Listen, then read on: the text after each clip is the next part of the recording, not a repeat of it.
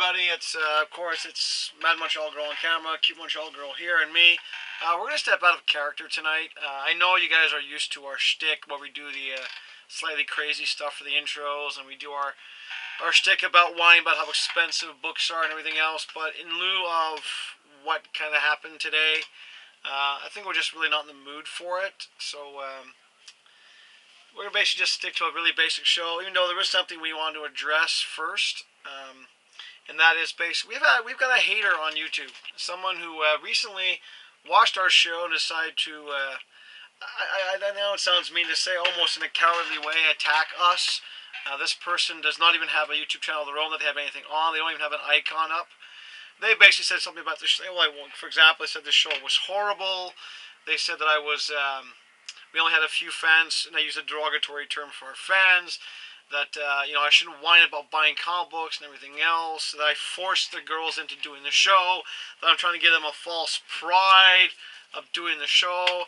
What else was there? That we would never get sponsors or anything else. So I just want to clarify a few things. Number one, we do this for ourselves and our friends out there. You guys watching this who are our friends of ours, you know us. You know that the whole thing about talking about how expensive the comic books are, that's just laughing at ourselves. The whole shtick about getting sponsors and PayPal, it's a joke. Our regular viewers, you guys out there know it. Our friends know it. And there's no way you could even get us to force us to do this kind of shit. Yeah. I mean, I'm the one that started it in the first place. Which is rather ironic, because the funny thing is, we've had people in the past offer to sponsor the show. But one, we didn't want to do a gaming segment because we didn't want to do that. We had somebody else want to sponsor the show just because he liked the show. That's for the PayPal thing. It was a joke, people, okay? And this person's comment about me forcing the girls to do that. Are you being forced to do this? No. No. He made a comment that I forced Nick out to buy a camera. You know what? It was a gift. No, I'm just saying. Address it though, because I went to camp and I got money from it, and I used my own money to buy the camera to give to him as a gift for his birthday. So it's kind of rude that someone would just assume something that's not true. No, it's I'm a very honest person. I don't mind criticism because, for example, the guys at RX know fully well they've criticized the show in the past. I like criticism. Criticize me to my face and I'll take it. But when you hide behind a faceless icon and criticize me, I'm not going to take you too seriously. Actually, when we first read this guy's comments, we laughed. They were so funny. Obviously this person doesn't get the thing. If you were to watch our show as long as our few friends and friends have, they know that every year we do a bit of a new shtick. I'm not in the mood for it tonight. I'll tell you why in a second or two. But we just want to address this guy. You know what? You want to keep watching our show, John Hack. Keep doing it. Keep watching it. Keep hating it. Because as someone told me at the comic book store, when someone hates you that much, you must be doing something right. And he made a comment that I don't influence people with their comic book buying habits. Who cares? I don't need to. I'm not that pathetic. I need to feel power over somebody.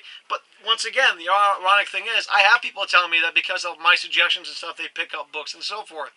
It was the same way back when I managed a comic book store in Montreal, when I had my own comic book store.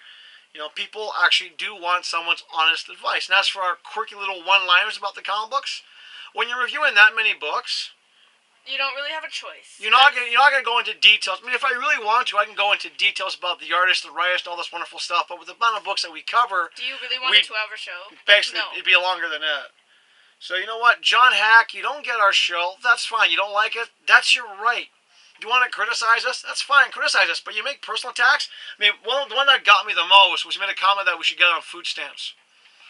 That was funny, because if he knew anything about Canada, we don't have food stamps. No, we have a food bank, which is free. Yeah. Yeah, and we don't need that, because you can see by the man cave, you know what? We do pretty well. And like I said, we're okay for food, man. And like I said, our friends who watch the show, as you put it, the few schmucks who watch our show, guess what? They know it. They have fun watching our show. They know we do it for ourselves. This is a family thing. And his comment, how long do you see yourself doing this? Well, until it stops being fun, it's a dad-daughter thing. We enjoy doing this for ourselves, okay? You don't like the show, once again, don't watch it, or watch it and hate it. I don't care. And one day, maybe if you have the courage to actually put something up on YouTube, then maybe we'll watch and criticize you. We don't have to feel better for ourselves by doing the show, nor do we have to feel better by attacking people who do something. We have fun doing this. Even on a night like tonight when we're all kind of down today, and we'll get into the reason why we're all feeling a bit down, we're still doing the show because it's something we do for fun. It's a family thing.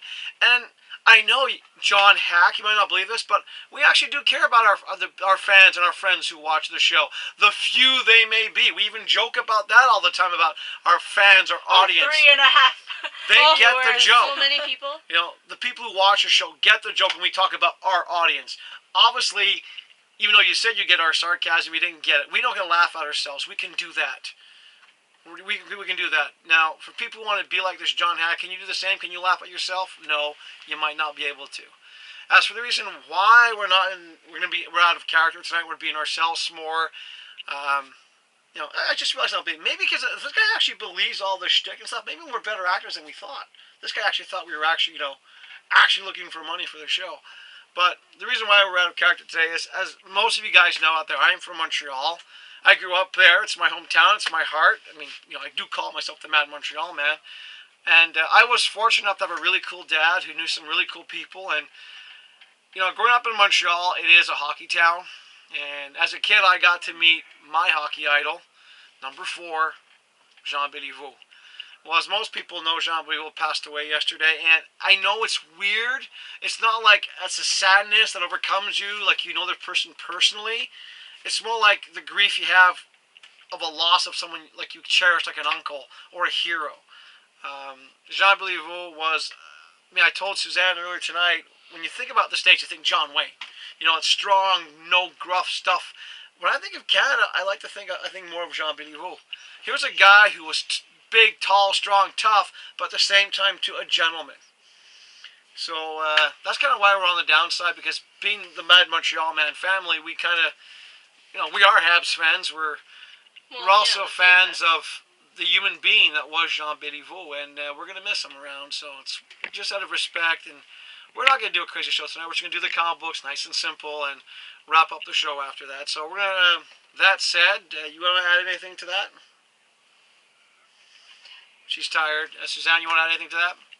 I think I'm having an allergic reaction to something. I don't feel so good. So that's as zany as we're going to get tonight. So we're going to start off with Nika's comic books. I can't see what the camera is. The first one you had, Nika, was Fairy Quest number 2. It was kind of like sad in the middle, and then it was like kind of like plot twist at the end. So yeah, it was good though. Okay. Now the next one that Nika had was, of course, one of her favorites from DC. Gotham Academy. I really liked it. There's a lot of good stuff in there. It's a good one. You guys should get that. And last but not least, we normally make the joke about who is it, but it's Doctor Who. Doctor Who. Yeah. Well, in this one, this guy is chasing a bunch of people, and he's the bad guy. I mean, the Doctor. No. The alien. Okay, the alien dude. Well, the other alien, not the Anyway, well, kind of both aliens. He chases like a bunch of people, and then I guess this is a spoiler. No spoilers. No spoilers. Okay. Well then, never mind. But yeah. So it's kind of like a really small plot, like a plot twist that it was kind of obvious. So. Okay, on that note, we're gonna kick her out of here. Bye. Go. Shh. Go. I can't. I read that book too. How do I leave? I can't leave. Okay, it's really simple. We're gonna do a pan up camera shot. No, like literally pan up everything. Not look at the ceiling. Look at the ceiling. Okay. Take your books with you. Oh, look at that beautiful ceiling light that we have in here. Oh boy. Okay, pan back. I don't think Shane wants to watch it, or Mark, or anybody else wants to watch it. Well, to begin with tonight, I'm going to talk about something that if you're lucky enough to get this in a comic book store, I recommend picking it up. Yeah, I'm recommending something. Go figure, huh? It's called The Golden Ones. Doesn't look like much. It's an art book. I have a weakness for art books, as Aaron knows. I saw this. I saw the fact that it's signed, limited number, major weak spot with me. But what really got me to buy this book, I'm just going to show you one page. I really like supporting artists, especially when they do stuff like this. This is, what page should I show? Should I do gray, or do one of the gray pages, or one of the color pages? Oh gosh, that color page you showed me earlier. How about I show another one instead? A different one, yeah. Just all the color pages are beautiful. Man, sorry, I'm being distracted again by all the, this is really cool. But let me find that. Oh, you want all the doubles page? That's what yeah, I'm talking that about? double page that you showed me today. That was beautiful. I feel like it doesn't have to have a certain kind of taste to enjoy. No, a book it's just like one thing this. about art books that are just. Here we go. Okay. I mean, when you see something like that, a wonderful art book called The Golden Ones. It's a signed book, and what's even more amazing, you think a limited edition book like this would be really expensive. It was actually very well priced. So I kind of recommend you pick this one up if you can. It's only $30. Oh wow, that's amazing. Pretty good for an art book. So yes, I'm very happy about that. Not to mention it was Goblin. I got the only one that RX had, so if you're lucky to get one, get one. Last week I, for some odd reason, did not get this. Don't know how it happened. I didn't get it. The Earth One Teen Titans. I enjoyed the read. I liked the artwork. It was a fun read. A nice new take on the Teen Titans, which was fun. So as you can tell, we're doing DC first. This one I've been looking forward to, and I wasn't disappointed. Gail Simone Returns, Secret Six. It was a good read. I enjoyed it. For the rest of the DC books, I got a whole bunch of the. I have a soft spot for Darwyn Cooke, so I bought the Darwyn Cooke covers. So we start off with the Green Lantern. Okay. Story-wise, I won't go into much detail. It's okay.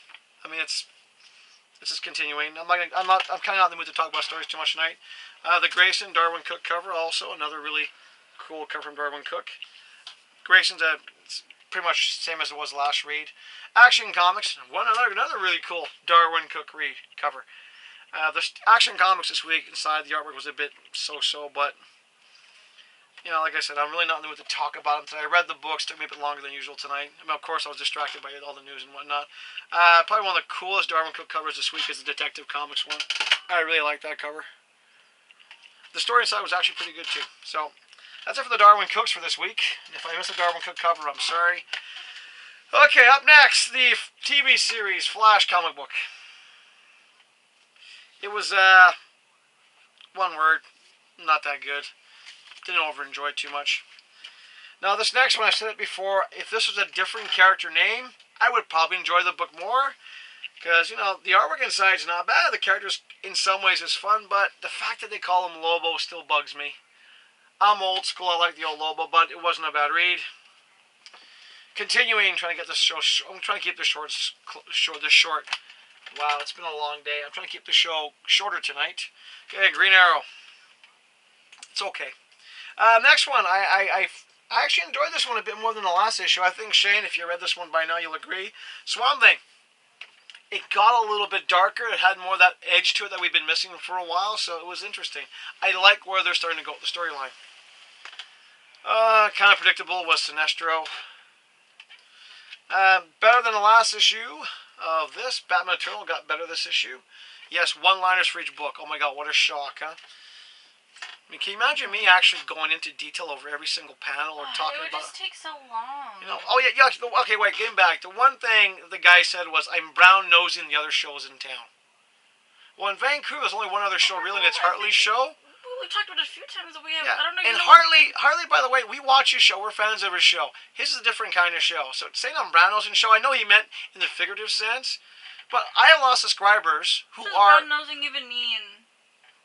I was trying to suck up to them. There's a lot of our subscribers, and I know we don't have thousands, but a lot of our subscribers actually do their own comic book shows, and I encourage it. So John Hack, you don't like the show so much? Do one yourself.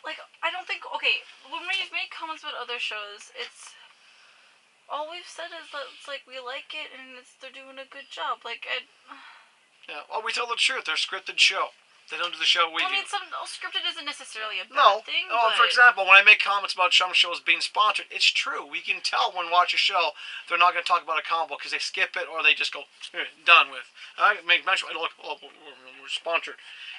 We like I said, we may do our shtick.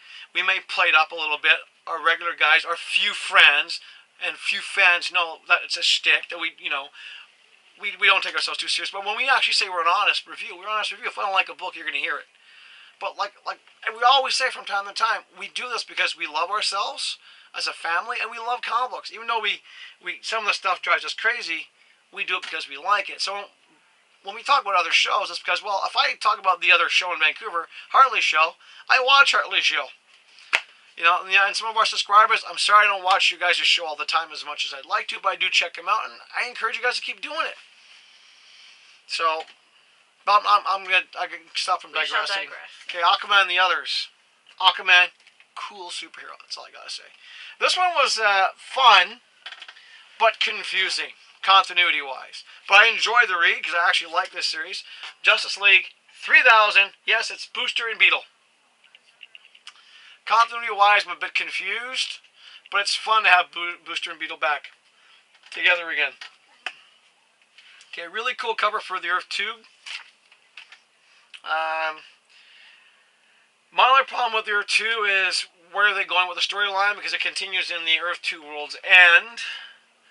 And as you know, they keep on hinting that the Earth 2 people will evacuate to Earth 1, and that takes place, of course, in Future's End. So, for the most part, the current series are a bit disappointing. On the kind of fun side, I kind of like where this is going. This next one is based on the games Injustice, Year 3. Kind of cool, interesting. Artwork's still kind of but it's an interesting read. Now, oh, and by the way, the best cover of the week for DC, I am giving it to Secret 6. It was a great cover. However, I got another cover to talk about in a second, because Vertigo had Ferris. Always a good read, fun read, but Vertigo has a cover that I'm giving it as the Vertigo cover of the week, because it's beautiful. It was a good read, but the cover is just stunning. Miniseries, Wolf Moon. Beautiful cover.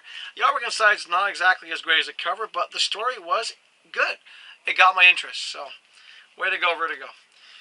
Okay, so I guess we're going to move on to the world of Marvel. Okay, I'm going to try to pick this up a bit. Iron Fist, kind of cartoony, kind of silly. Alright, I must admit, I'm getting a little bored. Star-Lord, sorry Marvel, but the artwork's fine, but I'm just finding the stories a bit, you're milking the movie.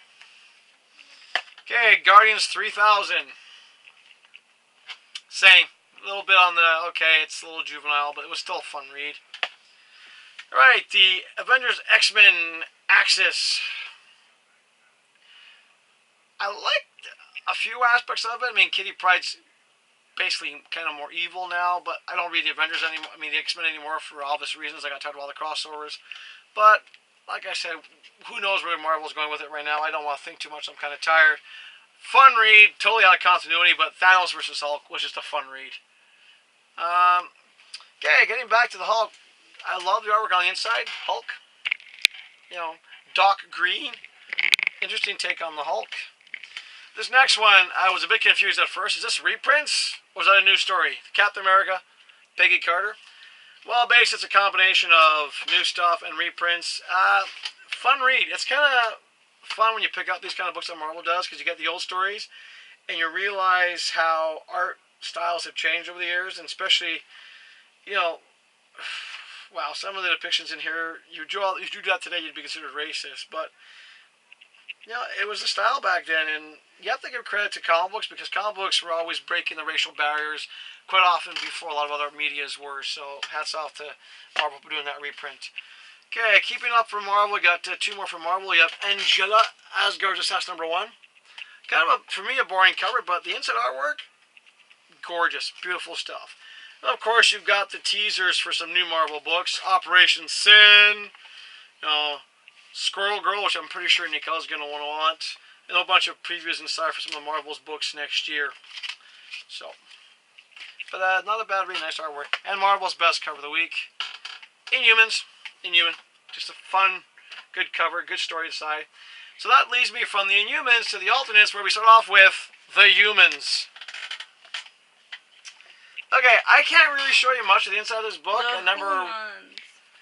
We back? We're back. Okay, so sorry. We had animal problems here. Okay, as I was saying, from the Inhumans to the Humans, I can't really show much of the inside. I don't buy this book for the artwork. I don't think I'm even buying the book for the story. This is kind of like one of those guilty pleasures.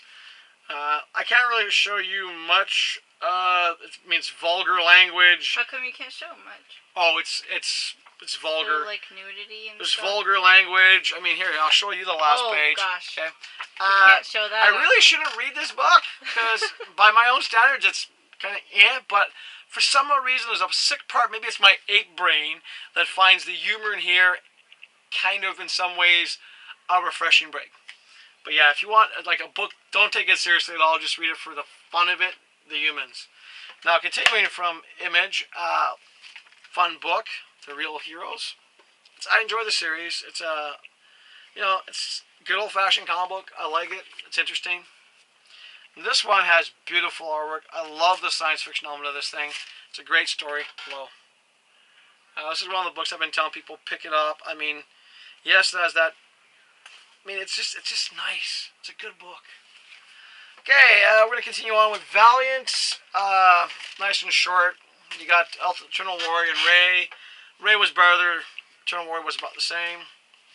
One of my favorite guys, Shane. I know you like this guy as well. The Shadow, and this is Chaykin's Shadow. I mean, I have a weak spot for Howard Chaykin. I love his artwork, so he does a Shadow. I'm picking it up, and you have to admit, it's a good story. So enjoy the Shadow. I love the writing. I just wish the artwork was better. Twilight Zone.